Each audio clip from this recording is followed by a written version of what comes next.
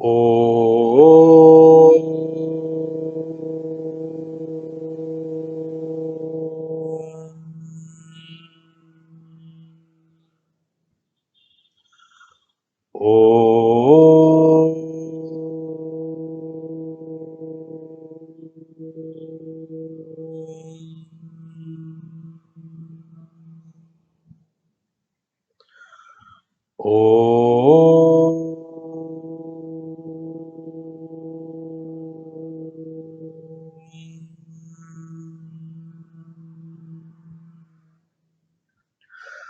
ओम श्री गणेशाय नमः। ओम श्री सरस्वत्यै नमः। ओम श्री गुरुभ्यो नमः। सच्चिदानंद रूपाय विश्वोत्पत्त्यादिहेतवे तापत्रय विनाशाय श्रीकृष्णाय वयं नुमः। श्रीकृष्णाय वयं नुमः। वसुदेवसुतं देवं कंसचाणूरमर्दनं देवकी परमानन्दं कृष्णं वन्दे जगद्गुरुं। कृष्णं वन्दे जगद्गुरुं।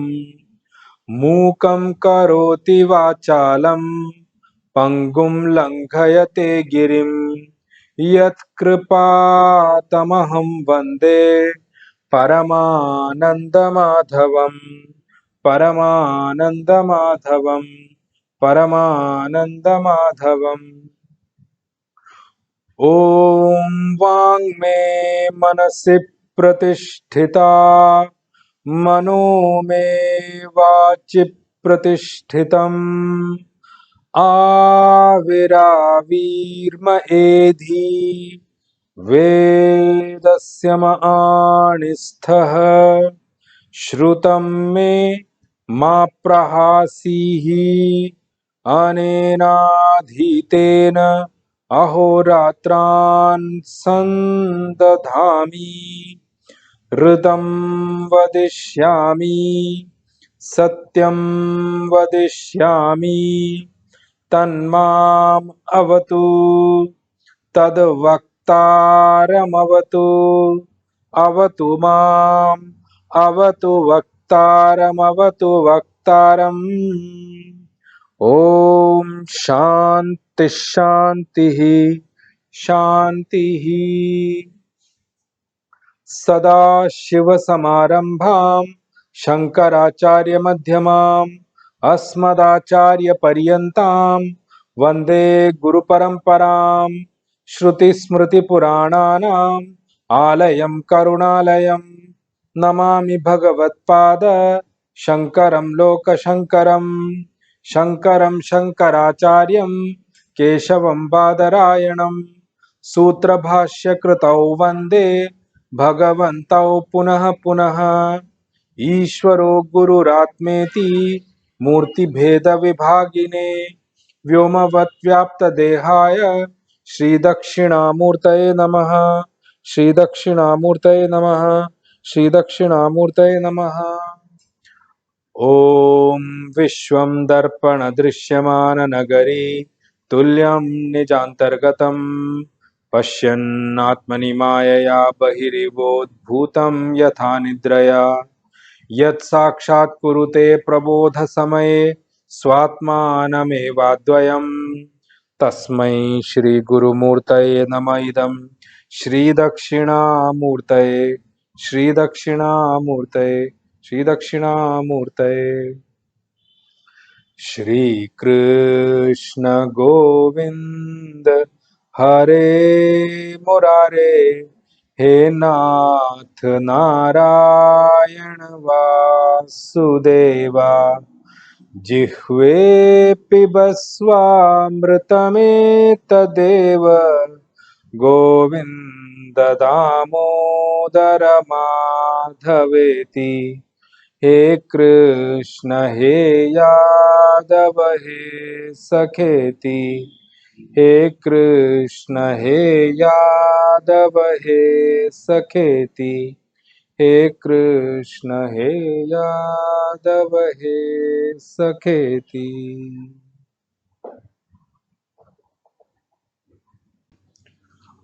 ओम सर्वमंगलमांगल्ये शिवे सर्वार्थसाधिके शरण्ये त्र्यंबके गौरी नारायणि नमोस्तुते।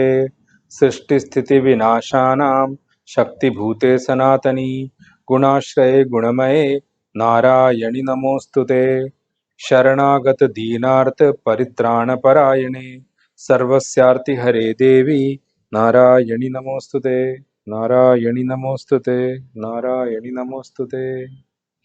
नीलाम्बुजश्यामळकोमलाङ्गं सीता समारोपितवामभागं पाणौ महासायकचारुचापं नमामि रामं रघुवंशनाथं। नमामि रामं रघुवंशनाथं। नमामि रामं रघुवंशनाथं। Narayan Narayan Narayan. I'm sure all the listeners had a blissful time during the Navratras which just went by, followed by Sri Ram Navami. And I'm sure must have done a good amount of sadhana and things to seek mother's blessing. And that is why I just included in this prayer itself the prayer for mother, who is none but Mother Shakti herself, or mother is Sakshat Brahma Vidya Swarupini herself. She is the one who is Sakshat Brahma Vidya. And then followed by Bhagwan Ram's birth. And as I already mentioned in my last podcast, that Bhagwan Ram is actually the soul of our Bharat culture, soul of this country named Bharat. And all of us, in some way or the other, definitely draw inspiration from Bhagwan Ram's incarnation here. Whether it is facing situations, whether it is leading life, whether it is attitude towards our own relatives, whether it is knowing how to decipher between action and reaction, or move away from reactive mode of living, so to say, and how to live an intelligent life. If we use our intelligence well, trust me, no situation in our life can clean bold us. In the cricket world, all of us must be watching cricket because the cricket season is also going on, and many of the things have gone by. So none of the situations can clean bold us, and it will ensure that we continuously remain in the pavilion and hit fours and sixes throughout our life. So that is why I wanted to start with that particular prayer. Now we'll move on to, and today is Kamada Ekadashi also. So I'm sure you must have a blessed time, and may Bhagwan Narayana, Bhagwan Krishna bless us all. So we move into verse number 26, where we left the last session. We'll continue from where we left. I'll read the verse first. I've already read Bhagwan Shankaracharya's Bhashya in the last session. So we'll read the verse and then we'll move straight into the meaning. Verse number 26, chapter 3. न बुद्धिभेदं जनयेत् अज्ञानां कर्मसङ्गिनां जोषयेत् सर्वकर्माणि विद्वान् युक्तः समाचरन् न बुद्धिभेदं जनयेत् अज्ञानां कर्मसङ्गिनां जोषयेत् सर्वकर्माणि Vidwan Yukta Samacharan. As I mentioned in the last session, all the verses of Srimad Bhagavad Gita are beautiful jewels. All of them. None of the verse I can, keep it separate. So many verses when I come back and tell you that another brilliant verse, because there is nothing less than brilliancy in all the verses of Srimad Bhagavad Gita. all of them are really, really uplifting in their nature, and it's a continuous stream of knowledge. As I mentioned in one of my podcasts earlier also, don't conclude Bhagavad Gita with one particular verse. Every verse in itself is a complete package of teaching, complete package of spiritual advice, complete package of uplifting things to be learned in life. But they cannot be kept as a standalone. Every verse is a continuous series going on, and the entire Bhagavad Gita in its entirety itself is something which is sure to get us vertical growth in this life itself, and also help us reach, or also help us come nearer to God. If not reach God completely, definitely it is for sure that we will move many inches closer to God if we follow the entire teaching of Bhagavad Gita, from starting from Bhagwan's teaching in chapter 2 up to the chapter 18. All of them are brilliant verses. So, you may keep hearing this statement from me, another, brilliant verse from Bhagwan Krishna. That doesn't mean that alone is brilliant. Others are non-brilliant. Don't take that meaning at all. I would use the word another brilliant verse from Bhagwan Krishna. The same way this one also. Bhagwan is giving a direct advice to all those people who have gained self-knowledge, whether complete or whether partial, not to create split in the intellectual understanding of people in the world. One thing we need to understand very clearly is that this world is full of people who are at varied levels of evolution. This is something we need to understand, and I don't need Darwin's theory of evolution to understand, and evolution cycle. You just look in the world carefully. You look in the world with your intelligence on, you will realize that this world is full of people and beings who are at varied levels of evolution. Now, when this world is full of people who are at varied levels of evolution, it becomes a big responsibility on the shoulders of people who amongst them are somewhat evolved or completely evolved, to ensure that their act and their teaching does not create split in the people, or overcomplicate or confuse the intellectual understanding of people who have not reached that level yet. So, I'll use one word here. Many a place I've said that also. Oh, and by God's grace, by Bhagavan Krishna's grace, as and by Gurudev's grace, by the entire Guru Parampara's grace, by my Guruji's grace, ever since, I told you already before that I don't remember any punya I've done in life to actually come and even touch the scriptures, or even know the scriptures, or listen from my guru. It is purely grace and blessings of Bhagwan Krishna, Bhagwan Narayana, Bhagwan Krishna, and my guru, that I am even able to learn, I am able to reflect, I am able to talk about them. It's purely their grace alone. And this is exactly what I keep in my interaction with people who reach out to me over message or WhatsApp group also, that trust me, everything you hear in the podcast is nothing but mere grace and blessings of Bhagwan Krishna, because the knowledge also belongs to him. I'm only an empty flute in his hand. Knowledge also belongs to him. The knowledge belongs to him. He is only playing it, and he is only connecting, reaching you all by way of connection. So it's all kudos, and all praises belong to him and him alone. I'm nothing actually. I'm just a very small piece of instrument in his hand. So Bhagwan says, by the grace of Bhagwan and by Guru Parampara, I've said that in the podcast before also, when we come under the grace and blessings of Advait Vedanta. Advait Vedanta is the highest philosophy available.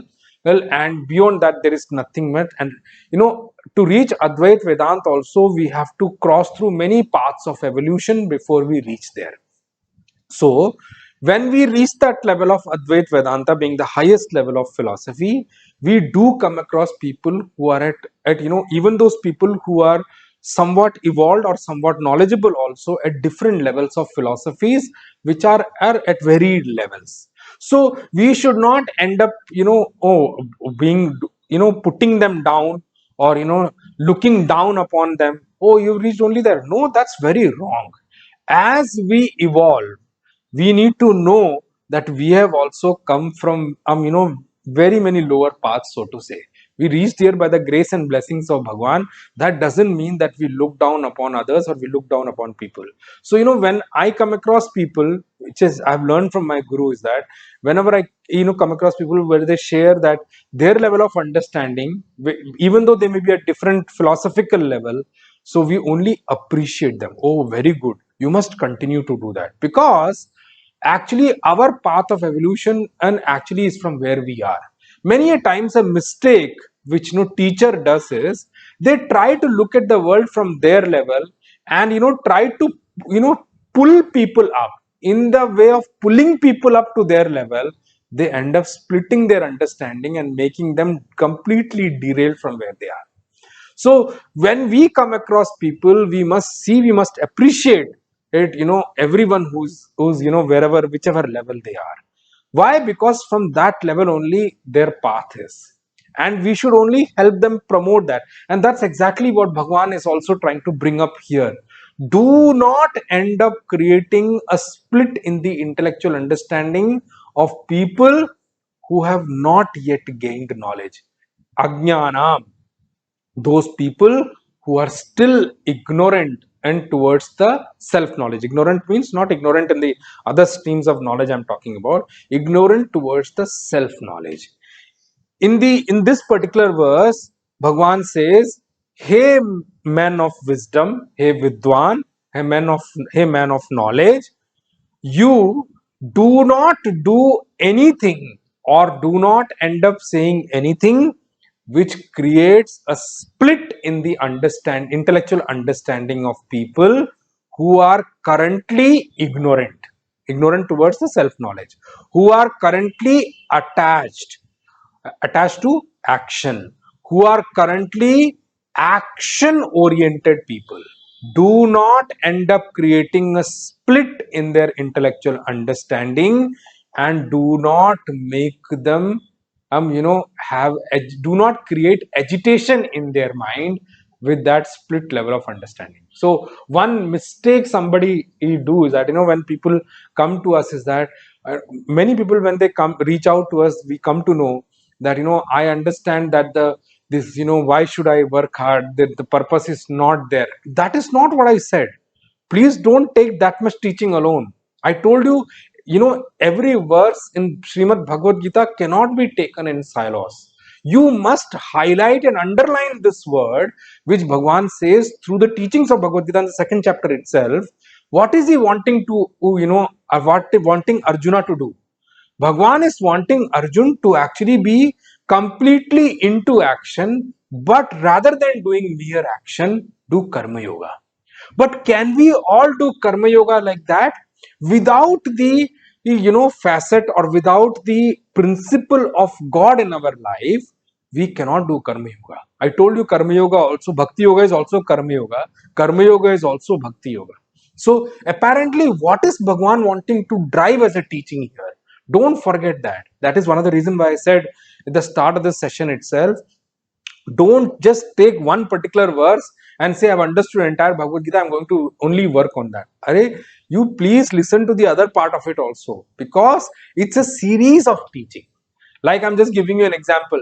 What do you call that, equation of chemistry I pick up, and I just think that I've understood the entire chemistry, now I don't need to study anymore. You will be a fool. You will not reach anywhere. In the same way, spirituality is a whole stream of knowledge.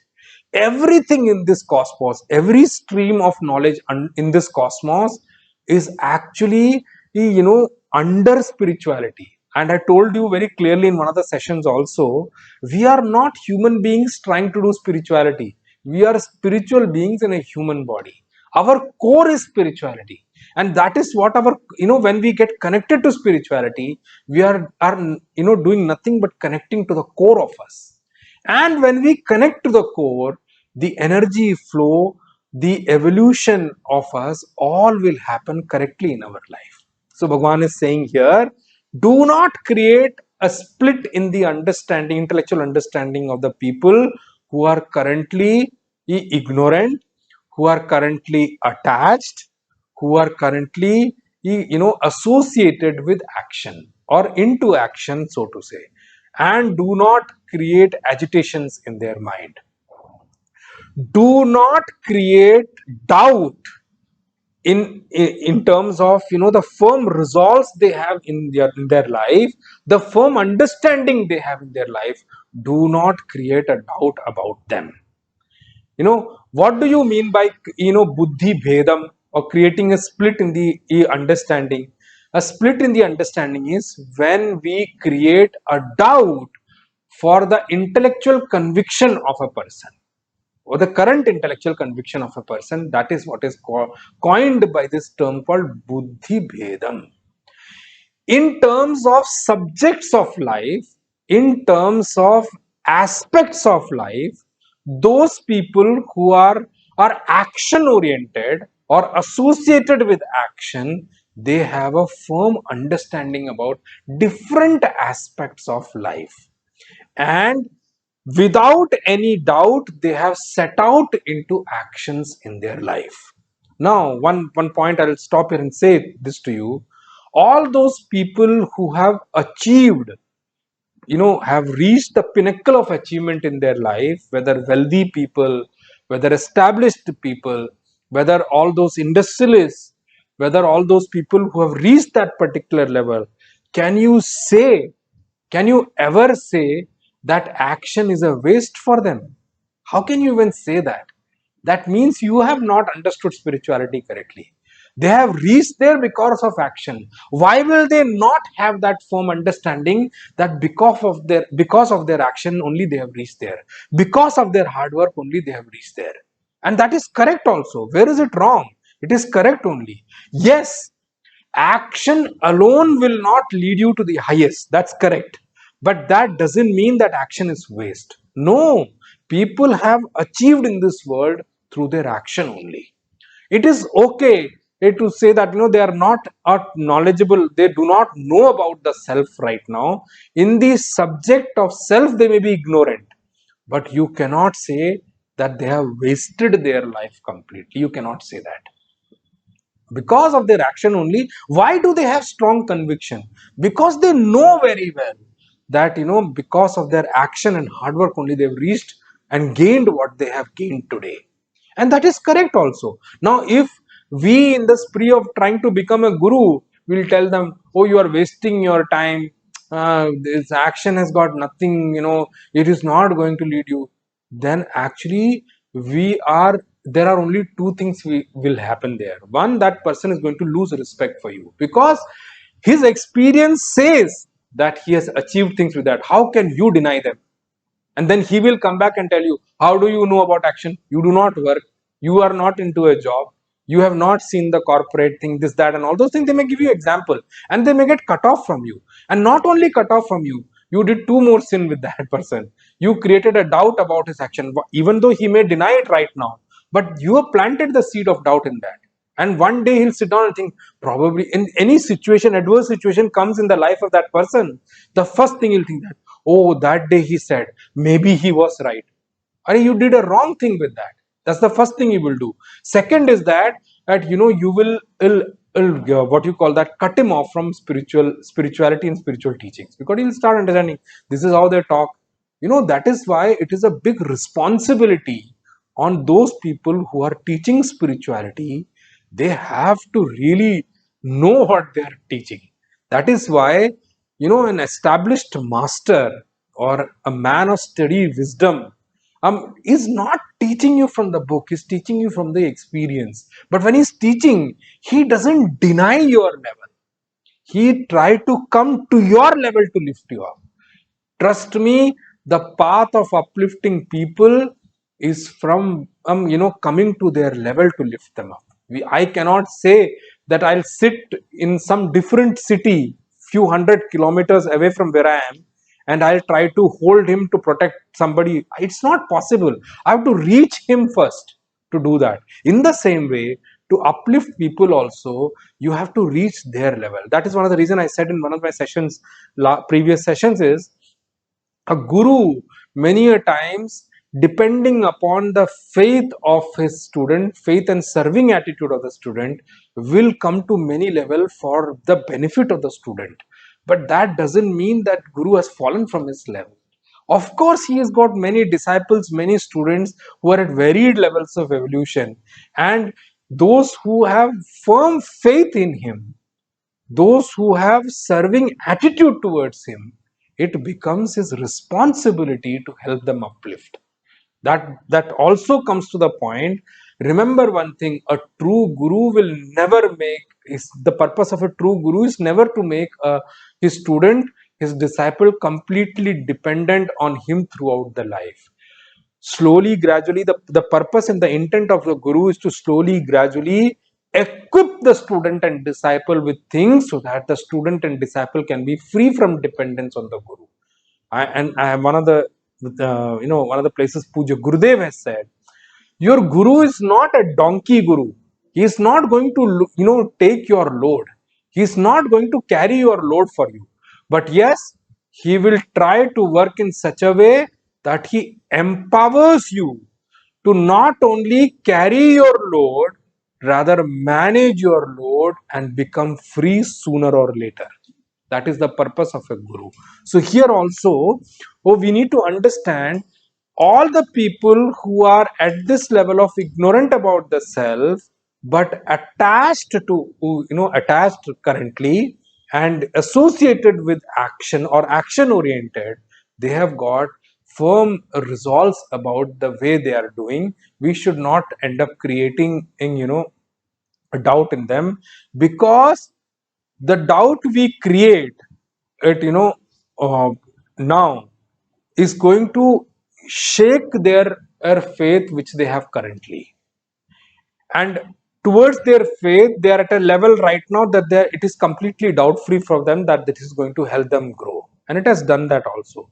When such a kind of firm faith or belief system they have, when they have in that, then setting out into action becomes easy and automatic. It's very easy for them to get into action, and there is a lot of intensity in their action because of their firm belief, what they have, the firm faith they have currently in terms of action giving them results. And that intensity along with the ease of getting into the action is what is helping them gain what they want to gain in life.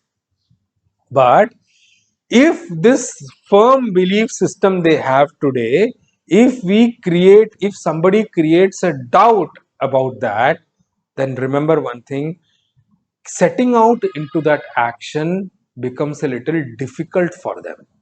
And then, if even if they want to set out into that action with that doubt also residing in their intellect, it needs a lot of effort for them to get into that action, and the intensity also is lost. This is why Bhagwan is advising what he is advising here. Supreme consciousness, Bhagwan Krishna, is the master of this creation, is the creator himself. He wants to take care of everyone in this creation. That is why his teaching will cover everyone in this, irrespective of the level they are in. So Bhagwan says, if you really create any doubt in what their firm belief system is today, you are going to, implant something that setting out into the action which was easier for them earlier will become effortful. They will need to work harder to get into that action, and the intensity of that action will also be lost. Now, one example, I'll give you is, if you are traveling by road and you are sure that this path goes, and you just wanted to be, double check or confirm that you're on the right path, you stop somewhere and ask a person that, I'm going this way. Is this path taking me there? Puja Gurudev uses example of Haridwar in his, Holy Gita commentary. He gives that. For example, you are driving to Haridwar, and you stop. I know that this is the road which goes to Haridwar, and there is, for some portion there is lack of signboard to guide you to the correct path. Then you stop somewhere and ask the person that, I'm going to Haridwar, is this road which is going to Haridwar? And then this person says, I think it is not going to Haridwar. He ended up saying that, even though I was sure. Now this man created a doubt. Now the moment he creates a doubt, even though you were driving at pace on that particular road, you have the driving skill to drive also, and you were aware of the location, because of that doubt, your pace of driving goes down, your intensity of driving goes down. Why? Because a doubt has been, and planted in your or thing, that it may not be going to the path you're doing, and then your driving becomes effortful. You were driving with ease on that path till now, before this confusion was planted in your head. In the same way, when we plant something, the ease of action and is lost, the intensity of action is lost. When that belief system is there, the ease of action is also there, the intensity is also there. Now, because of this doubt which has been created, I would be forced to stop again and ask someone else. Now just think, you're traveling and someone else says, no, this is not going to Haridwar, this is going to Saharanpur. Oh, you have another doubt come. Then you again stop for a third one. Then that person says, no, no, no, this is definitely going to Haridwar. Now there are three people with varied kind of thing which have been told to you, because you do not have any firm thing. Now even though the last person said it is going to Haridwar, but you will still have a doubt. Your pace is gone, your ease of driving is gone, and your intensity of driving is also gone. That's the same thing which happens, and a disturbance is created in your mind, that I think I have set out on a wrong path. I don't know how I will reach my destination. If somebody creates such kind of a thing in our intellect, then our firm belief itself is shaken up. Okay, and it is filled with a doubt. The doubt free knowledge is gone. And with doubt, ease of action surely will be missing, and the intensity of action will also be missing in the way we are acting. With this split in the intellect which has been generated, the intensity is gone, and setting into the action becomes a little bit effortful or with hard work. And in our inner equipment, antakarana, there is a storm of disturbance which goes on. Storm of disturbance, I'll use the word vikshep as a storm of projection which goes. Oh, is it safe? Am I on the safe path? Will I be able to come back to the original path? Will I reach there today? Will I be able to do my work today? Should I go back? All these kind of projections are, the storm of projections are created in our intellect with this particular doubt.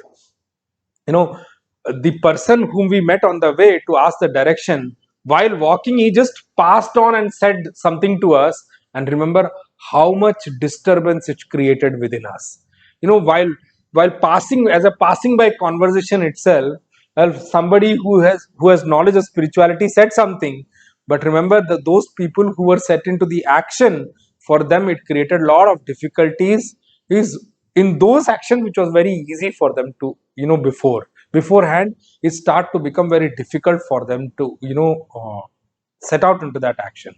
At the gross level, the result is clearly seen that their action becomes a little difficult for them to do. And at the subtle level, at the level of inner equipment, it creates a lot of disturbance and projections. Supreme consciousness, Bhagavan Krishna says, do not do this kind of sin. Do not do this kind of mischief of creating a split in the intellectual belief system of people who you come across, and who in whose mind or intellect Bhagwan is telling us not to create this kind of a split, uses the word ajnana.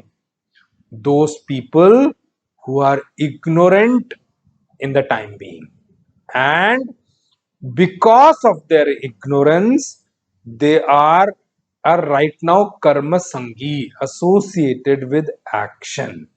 Means they are attached to their action. They are karma sakt. They are attached to their action. They have or what you call that, they're set out into action, or they're action oriented people. When I say attached to the action or associated with action, do not take that in a derogatory way at all. Do not take that at all. Attachment and means what does asakti actually mean? Now let's translate or peel down this word asakti itself, because I said that word. Sometimes we feel that asakti word is very very wrong. It's something which is completely a bad thing, so to say, and all. No, let's understand, peel down the word asakti. Asakti means what? Asakti means, or attachment means what? I, for my security, for my protection, for my happiness and comfort, I feel my dependence on certain things. It could be objects, people, situation, it could be anything. When I feel dependent on certain external things for my protection, for my happiness, for my comfort in life, or for my maintaining continuity of life, that is the meaning of this word called asakti or attachment. My attachment is only towards those things on which I feel myself as dependent. I feel in such a way that without this object, when I say object, I told you before also, when I say object, you can put object, people, and situation. You can put all the three things together. I don't have to repeat that all the time. I experience this thing, or I feel this way, that without this object, my happiness cannot exist, or without this object, I am not protected in life at all.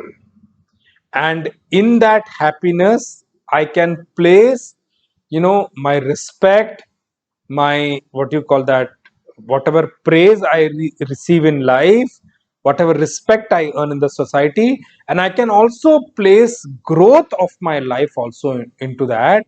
When it is dependent on external things or objects, object, people, or situation, that is when I will call myself as asakt or attached. And on whichever object, whichever person, whichever country, whichever position my happiness and my protection is dependent on, my intellect seems to be dependent on that thing, and towards that I have a feeling of attachment, and it is natural for me to be attached to that. It is a natural phenomenon for me to be attached to that. And to such an attached person, if we end up creating split in their intellectual understanding, just think how much disturbance we'll end up creating in that person. And uh, you know towards whichever thing we have attachment towards, whatever thing we have attachment towards, to gain that and to maintain that, we end up spending our entire time and energy into that. We end up putting our entire strength into that. And remember, uh, the a different name to our dependence is called attachment. Attachment is nothing else but a different name to this called our dependence on something. Now I am translating the good side of it for you also. Okay, now just remember, dependence on something, for us, a different name to that dependence is actually asakti or attachment. And in the mind of an attached person, and there is a firm belief that in this object is hidden my security, or this object is associated to my protection, and as long as this object is there in my life is sustained. The day this object, I told you, when to place all the three things, object, people, and situation, the day this goes missing or it is lost in my life, I will become zero. I'll become shunya. Now, that is the side of understanding about attachment. So you need to understand attachment is not a wrong thing. It is natural that we'll be attached to those things in whom we see that it is important and imperative for my protection and continuity in life. And from this only my comfort and happiness arises. Now, take another level of this attachment. When this thought of being dependent moves from the worldly objects and gets attached to God, that is what is called as bhakti. Now, bhakti is also an attachment. Let me be clear in saying that. Now, when I say bhakti, whether it is to God, Guru, or somebody who is higher than me, when I have my attachment placed in that, that is what is termed or coined with this term called bhakti. Now remember one thing very clear, and this is a principle of life I'm telling you. I've told this in one of my podcasts before, also I'm repeating here. As a jiva, we all are very weak. Okay, let me use the word, not use the word very weak.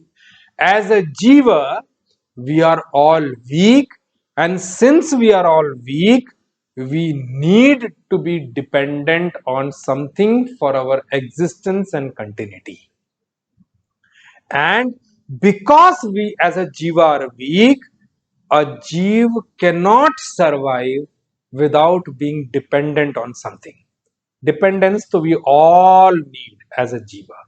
Now, remaining in the thought of being a jiva, if somebody says that I do not need to be dependent on anything, I am completely free, I am not dependent on anything, then remember, it is nothing but hypocrisy alone. I am making it loud and clear. As a jiva, we cannot be free from dependence. As a jiva, we cannot be. Because as a jiva, remaining in the thought that we are a jiva, we are all weak and cannot sustain, cannot continue, cannot survive without being dependent on something. Now, just think, for even praise, also it also comes from someone else. Aren't we not dependent on so many things in our life? Just look back at us now. The if this is the fact of life, what if this is the fact? This is the fact of life, and being this as the fact of life, the praise or being looked down upon will completely depend on this fact, that on what are we dependent, on whom are we dependent currently. Are we dependent on the lower aspects of life called the worldly objects, people, situation, or are we dependent upon the higher aspect of life called God? That is what will make us praiseworthy or worthy of being looked normally or being looked down upon. It is important to see that who are we dependent upon, whose dependence are we accepting in our life, whose dependence are we choosing in our life. For a man who is associated with action, or completely set out into action or action oriented, for that person the dependence is on his or her actions. Remember, a man who is action oriented, he is not dhanasangi, means associated or attached to wealth. He is not position and associated with position. He is not associated with people. He is associated with action, and action oriented people I'm talking about. And his intellect is completely dependent upon action. Why? Because he knows that if I lose these three things, in your wealth, position, or people, since I am action oriented, and with my action I can gain them back. This firm conviction this person has. That is why he is not dependent on those three things. Now I'm telling you about another set of people. Okay. Now, when I say ignorant, I have to peel down the ignorant people into two different categories. One is person is ignorant, but he or she is attached to action. That is one set of people. The second set of people is they are ignorant, but they are tamasic in nature. Tamasic means they are not they actually run away from action. They actually escape action. Now remember one thing, the tamasic people, or those people who are under the sway of the guna called tamas, they also fall under the category of ajnani or ignorant, but they are not action oriented at all. They cannot be called as action oriented at all. Rather, why they are not action oriented? Because of abundance of or excess of tamas in them, they are not able to set out into actions. One of the facet of one of the what do you call the quality of tamas is laziness. And I told you in the night, if we and I told you all the three gunas in is in all of us, as a jiva, all the three gunas in all of us who are present in this world. Why? Because even a jnani also, a man of realization also, can go to sleep only when the tamo guna takes over. Then only that jnani also can go to sleep. Okay, can a jnani also jnani also can set out into action only when the rajoguna comes. And of course, jnani has got abundance of sattva, that is why he's a jnani. So I don't have to say that. But it's not that he remains in sattva, throughout, doesn't need rajogun and tamogun at all. That is not what is meant. All the three gunas are there in all of us. It's about the varying levels of quantities of these three things, which makes a difference between each one of us. So for a man of ignorant man, and who is completely under the sway of tamo guna, excess of or abundance of tamas is there, where this person cannot set out into action, because tamo guna will not let him get into action. For such a person, even though this person is ignorant, and this person cannot be a karma sangi at all. But if a person is ignorant but is falling under the category of being a karma sangi, remember, is definitely worthy of praise, being in this creation I'm talking about. And in the mind of this person, action oriented person, or the person associated with action, and there is a firm belief that this is my duty, and I will work, I will be dedicated towards this duty. Why? And this is my duty. Why? Is has identified that because through this duty I am going to gain whatever I want to gain in life. I'm going to get whatever is the praptavya. So this action of mine is actually a facilitating thing, facilitating object, facilitating thing for or gaining what I want to gain in my life, called praptavya. This is only an instrument for that. And I, with my complete dedication, with my complete capability, with all my capability and energy, and with all the intensity, I will do this action or complete this action to my best possible ability. And this action oriented person, and with complete dedication, because it's action oriented, and works towards gaining in what do you call that, position or fame in the society, he gaining respect in the society, for or driving happiness for him, for becoming wealthy in the society, for his growth in the society, for also health, maintaining his own health. Efforts towards all these things, this action oriented person considers as a facilitating factor or instrument for achieving what he has set out to achieve in life. I'm just giving you an example. There are so many people who spend so much time on maintaining their health. Why? Because they, what is the intent of putting effort towards maintaining health? I don't want to be dependent on others by way of getting hospitalized or getting sick. I want to ensure that my body is powerful enough to manage my life throughout my span of life. Remember that, huh?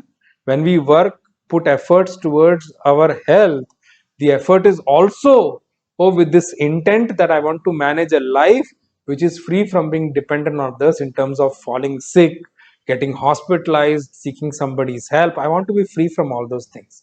So this person understands that, for gaining all these things in my life, my action is a facilitating factor or a cause or an instrument for gaining all these things, whether it is gaining respect, position, happiness, becoming wealthy, growth, health.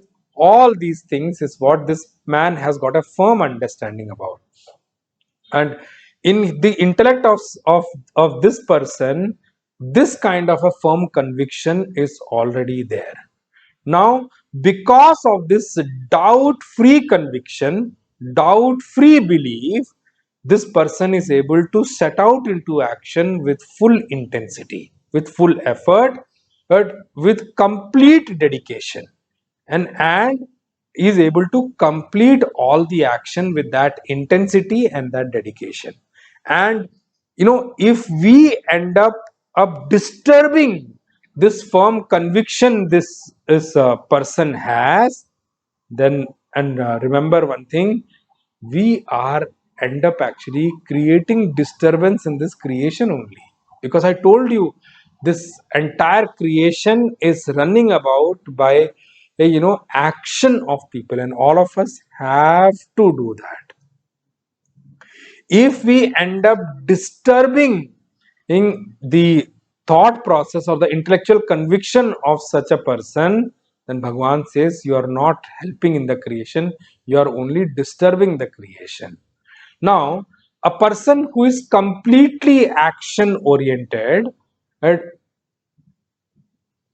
if we disturb the intellectual conviction of that person and try to convince him to place his dependency on God, and ask him to stop his, or block his dependency upon action, or destroy his dependency upon action, then remember, it is not possible for this person at all. You are asking him to do something which is impossible. You cannot suddenly take over the dependency on action of such a person and say that you will place that dependency on God. It is not going to happen overnight like that. It is not going to happen like that at all. I told you, spiritual evolution or vertical growth is a long journey. It's a gradual process. Puja Gurudev used to say, since it's a gradual process, never be in a hurry, hasten slowly. It will happen, be at it. It is sure going to happen. Why? Because the biggest protector of spiritual path is God Himself. He takes over the responsibility. He will ensure that you reach the growth as and when it is required. So do not worry about that at all. Now, if this person who is action oriented has not been able to place his dependency on God yet, and we created a doubt in his mind about his dependency upon action, then just think what will be the state of antakarana or inner equipment of such a person. What will be the intellectual state of such a person? What will be the mental state of such a person? In his intellect, in his antakarana, he will suddenly fall from all kind of dependencies of life. He's not been able to establish a dependency on God yet, and the dependency on action which he had, you created a doubt, so that became completely powerless. Now you just see, this person will reach a stage of completely being in dependency less, and as a jeev, he cannot, as a jeev, in the thought of being a jiva, one cannot live without dependency. And here is a person who could not establish his dependency on God yet, and the dependency on action he had, you only shook that up. Now see this, it will be a very sad state of affairs for such a person. What will be the experience of such a person? He'll suddenly start to feel dejection in life. He suddenly will start to feel directionless in life. And he'll suddenly start to, you, because of your or stupidity, this person will lose peace in his life. PEACE I'm talking about, not PIEC I'm talking about. He will suddenly lose his peace of mind. He suddenly lost his peace because his dependency could not be established in God yet, which you were forcing to create, and his dependency on action, you completely shook that up. So just think of, imagine the kind of state of this particular person. Now this person is roaming around like a zombie who's completely dependentless. He do not know where to be dependent upon. The action he knew about, you shook that dependency, you shook that belief system completely. On God, he's not ready yet to be dependent upon.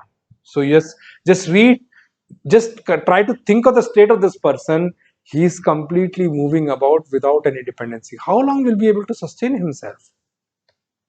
He is bound to get into the direction of falling down from that path sooner or later. I tell you, man experiences lot of peace is even, if in their life dependencies are established, and he knows that those things which I am dependent upon in my life are present in my life. It gives a great amount of peace to the person.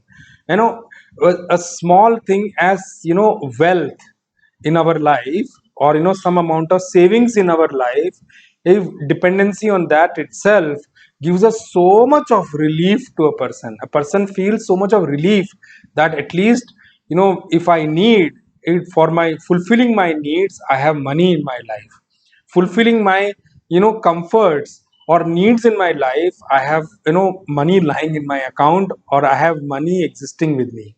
A small amount of dependency on wealth itself gives so much of peace. Then what to talk about those who are action oriented people? Remember, as I just mentioned, an action oriented for an action oriented person, he does not have any worry about losing in post, losing wealth, losing relations. Why?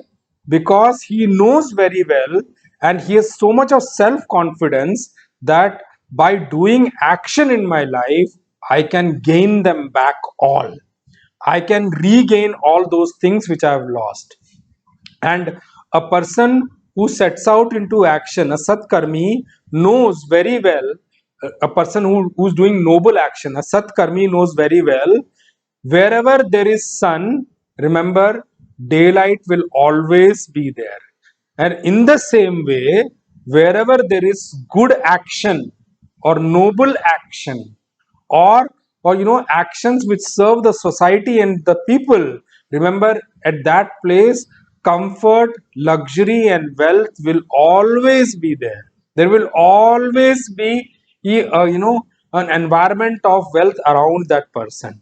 And a person who has got such a firm belief, if remember, uh, who firm belief means the belief that wherever there is noble action, and there will always be comfort, luxury, happiness driving things, and name, praise, everything will be there. A person who knows this thing very well, has got a firm belief in such thing, in such a person, do not need to be dependent on any other object at all. He will only be associated or will be dependent upon action, will only be associated and oriented with action alone. And this man who is action oriented, remember one thing, he can be called as a Satpurush because through his action, he is creating not only wealth for him, but he is also helping the surrounding. This person is a very, can be coined as a hard working person, and is also called as a person who is firm in his duties, who knows his duties well. Supreme consciousness, Bhagavan Krishna says, do not end up removing his dependency on action suddenly. Do not do that. Rather, slowly, gradually move him from the dependency on action to dependency on God. That is what moving from karma to karma yoga is all about. Bhagavan is saying, don't suddenly drop him off the actions. Don't suddenly take off actions from his line of sight. Don't suddenly snatch away dependency on action from him.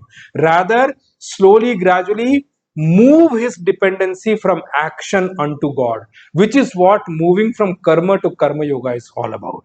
And make slowly, gradually to this person introduce the aspect of God, introduce the principle of God, introduce the power of God, introduce the glory of God, Aishwarya of God, introduce him to God, introduce him to the Creator, introduce him to the power of God, so that he slowly, gradually starts to understand action is not as powerful as God. Creator is more powerful than everything else available in this creation. And when his feet is established in that, remember, slowly, gradually, he will automatically drop the weaker dependencies. He will automatically drop dependency on weaker sides of life, or weaker aspects or weaker objects of life. And through your action, Bhagwan is saying, show him that the thing on which you are dependent upon, called God, is much, much more powerful. And show him how good would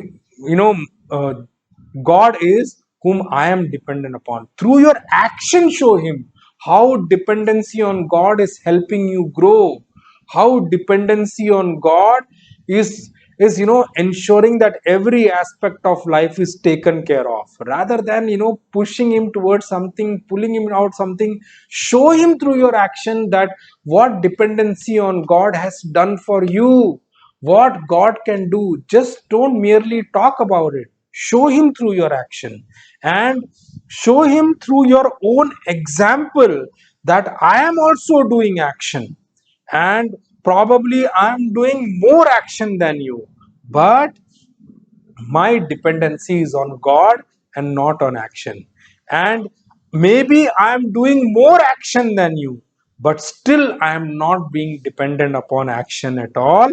I am dependent upon God. Now, for a man of wisdom, a man of study wisdom, remember, a man of study wisdom's dependency is on God.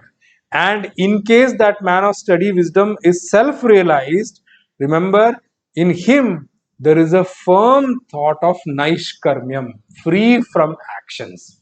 Maybe doing more actions than us, but internally he is completely free from action. And remember one thing, when we are free to act, we will always act better. When we are free with all other dependencies in our life, then remember, our action will be much more polished, will be much more uplifting for us and for the society also. That is what Bhagwan is trying to tell here. And Arjun, now one question which is there is that those people who are avidwan or ignorant, why do they get attached to action? I'm sure that question may arise in your mind. And You can reverse that question also, in this way: those people who have knowledge, who are vidwan as per your term, you know, how are they able to be, free from attachment from their action? Bhagwan is trying to explain in the next particular verse. Meaning what? Those people will, who are ignorant, why do they get attached to action? Or those people who have knowledge, how come they, while being doing more action than those ignorant, never get attached to the action? And to give answer to that particular point, Bhagwan and is giving the next particular verse, the next verse, which is the 27th verse. uh, Maybe Arjun is asking that, Bhagwan, you want me to do action, but I also want to know, maybe by knowing the way of doing action, or the strategy of that particular action, maybe by doing lot of action I also will become free from all kind of action, or I will also not get attached to the action, and maybe I'm also able to move out from this cycle of creation and cycle of action. And for that itself, Bhagwan is going to tell the next particular verse, which is the 27th verse. I'll read Puja Gurudev's commentary for or verse number 26 first, before we get into the next particular verse. Puja Gurudev in his commentary says, it's a brilliant piece of commentary, so I must read it. Puja Gurudev says, let no wise man unsettle the minds of ignorant people who are attached to action. He should engage them all in actions, himself fulfilling them with devotion. Puja Gurudev says, the chances are that when a man of equipoise and self-discovery enters the field of activity, he'll be tempted to advise his generation on pure ethics and abstract ideologies. See, the Puja Gurudev's way of writing is so power brilliant, I tell you. He says, the generation, misunderstanding the words and emphasis of such a master, might come to a wrong conclusion that to renounce activity was the direct path to truth. The teachers are warned against such a hasty guidance, which might damp the enthusiasm of the generation to act. Life is dynamic. Nobody can sit idle. Even the idler contributes to the general activity. In this ever surging onward rush of life's full impetuosity, if there be a foolish guide who would plunge himself in the midstream and stand with upraised hands, howling to the generation to halt, he would certainly be pulverized by the ever moving flood of life and its endless activities. Many a hasty master has made this mistake and has had to pay for it. Krishna is declaring here only a universal law for the guidance of the saints and sages of India, that they should not go against the spirit of the times and be a mere revolt against life's own might and power. In this stanza is given out the art of guiding mankind, which can be used by every leader in all societies, be they social workers or political masters or cultural teachers. A society that is functioning in a particular line of activity at any given period of history should not be all of a sudden arrested in its flow, says Krishna. The leader should fall in line with the generation and slowly and steadily guide it to act in the right direction by his own example. A traveler, I told you this example where I was doing, my explanation of that. A traveler motoring with the idea of going to Haridwar may miss his way and speed down towards Saharanpur. But the way to guide him back to the main road is not to halt him, because by halting, he will never reach his own destination or any other goal. So long as the wheels are not revolving on the road, distances are not covered. Keeping the wheels on the move, he has to change the direction of his movements until he comes to his right path, heading towards Haridwar. Similarly, a man should act, and even if he be acting in the wrong direction, Through action alone can he come to the right path of diviner activities and gain the fulfillment of his perfection. No wise man should unsettle his generation's firm faith in action. He must himself diligently perform the ordinary actions in a diviner and better fashion, and he must make himself an example to the world so that the lesser folk may automatically imitate him and learn to follow his unfailing footsteps. That's what Puja Gurudev had to say for the commentary on verse number 26. Now we'll read, I'll connect the verse number 26 to verse number 27 first. Read Bhagwan Shankaracharyaji's connecting Bhashya also and Puja Gurudev's commentary on that also. Bhagwan Shankaracharyaji connecting the verse number 26 to 27 says, Avidwan Agnyah Katham Karmasu Sajjate iti aha. Those people who are ignorant beings, how do they get attached to actions? To explain that, Bhagwan is going to give the next particular verse. Puja Gurudev says in the connecting thing, in what way is an ignorant man attached to action is what the next verse is all about. So we'll read verse number 27. We'll see the meaning. I'll read the verse number 27 first. Read Bhagwan Shankaracharyaji's Bhashya on it, and then we'll take up the meaning from there. Verse number 27, chapter 3. I don't have to say another brilliant verse. It will show how we get into action. Now, one thing I want to surely say before I get into the verse, I may not explain because of that reason the full verse, because I may not be able to complete it, and I don't want to leave it there. Now this particular verse you have to listen to with lot of attention.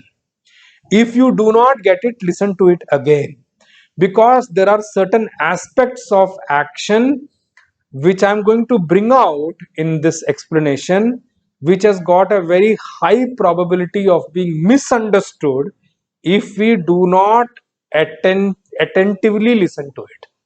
So please remember, now do not end up making it an excuse for your stupid actions. Do not do that at all. I'm forewarning you now.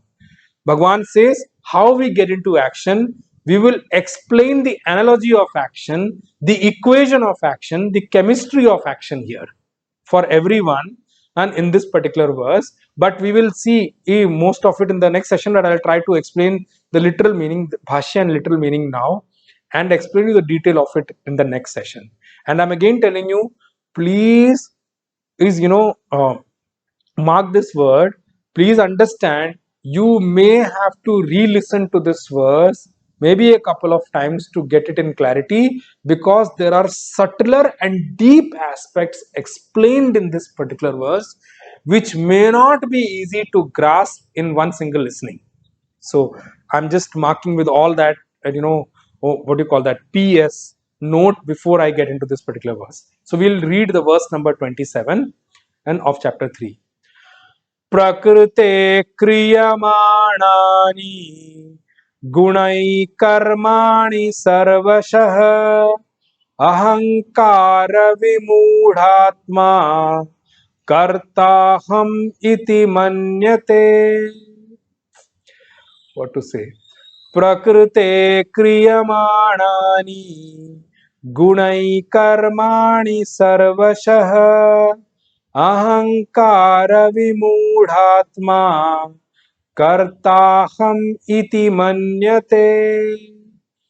भगवान शंकराचार्य जी ने इस भाष्य से प्रकृति ही प्रधानम सत्वरजस्तमसाम गुणानाम साम्यावस्था तस्याः प्रकृतेः गुणैः विकारैः कार्यकरणरूपैः क्रियमाणानि कर्माणि लौकिकानि शास्त्रीयाणि च सर्वशः सर्वप्रकारैः अहंकार विमूढात्मा कार्यकरण संघातात्म प्रत्ययः अहंकारः तेन विविधं नानाविधं मूढ़ आत्मा अंतःकरणं यस्य सः अयं कार्यकरण धर्मा कार्यकरणाभिमानी अविद्यया कर्माणि आत्मनि मन्यमानः तत्तत्कर्मणाम् aham karta iti manyate. I told you, they are all entire verses of Bhagavad Gita is a jewel in itself. So Bhagwan reveals the secret of action now. And I'll tell you one thing. I do come across, many people talking about giving commentary on Bhagavad Gita at different forums and all. But I tell you, Bhagavad Gita, why I mentioned to you before also, Bhagavad Gita is a brilliant commentary on Bhagavad Gita itself. All the verses of Bhagavad Gita is a bhashya on Bhagavad Gita itself. So, let's not move away from the explanation of Bhagwan. We may try to coin in our words, but we may end up losing the actual meaning. So I try to maintain that, let's remain within the meaning of what Bhagwan is wanting to say by having complete attention towards the topic. Here Bhagwan says, Arjun, listen. The state is such, Sarvashah karmani kriyamanani prakritehe gunaihi. He says, Sarvashah karmani. All kinds of action. All kinds of action. When I say all kinds of action covers nishiddha karma also, prohibited actions also, and allowed or actions which are advised vihita karma also. All kinds of actions which are done kriyamanani, in reality they are getting into action, they are being done, or they are what you call that, are put out into action by the gunas, by the qualities of prakriti, nature. Now I told you, listen to this carefully. You may have to pay attention. Some aspects I'm going to tell you now and leave you there as a thought-provoking one before the next episode with the more deeper and subtler aspects that comes out. How we feel about actions being done outside. We today feel that we are doing the actions. Remember, we do not come to know that the qualities or the gunas of the nature are doing the action. Now, wait, when I say nature, why I said that, don't get out into the thing that, oh, nature is doing all the action, then, blame the nature for our wrongdoings also. Do not do that. That is why I told you, listen to this verse with attention. Here, this is not giving you a leeway to pass on the blame on something else for your actions. Please do not get into that discounted mode at all. Do not get into that at all. Here Bhagwan says is, actions are being, we feel that actions are being done by us. We do not feel that the gunas or prakriti is doing the action. And we feel that if we do not do the action, then we feel that, the action will not be done at all. We start getting into the mode that we are indispensable in this creation. I told you I'm going to leave it a thought-provoking thing and, cover it in the next one. Now, this aspect actually explains the duty very well. It explains or establishes duty very well. It explains to us the importance of duty. And this is what makes us aware of our duty. And on the other side, people say and think that if one do not end up doing their work, some people say that if somebody does not do their work, work never stops. Now we say that if somebody leaves from this world also, no work is ever stopped. Work never stops. The world doesn't stop whether somebody is there also or not. Now remember, this statement has got this statement is completely, there are several aspects missing in this statement. It is an incomplete statement in itself. Now, if I say that, without someone, the work will never be done, and or where work will not happen, it is partly true also and partly incorrect also. Now think over on those lines. So I will explain you that aspect in the next session. कायेन वाचा मनसेन्द्रियैर्वा बुद्ध्यात्मना वा प्रकृते स्वभावात् करोमि यद्यत् सकलं परस्मै नारायणायेति समर्पयामि, श्रीमन्नारायणायेति समर्पयामि। ओम पूर्णमदः पूर्णमिदं पूर्णात् पूर्णमुदच्यते पूर्णस्य पूर्णमादाय पूर्णमेवावशिष्यते। ओम शांति शांति शांति। हरि ओम श्री गुरुभ्यो नमः। हरि ओम। ओम तत्सत्।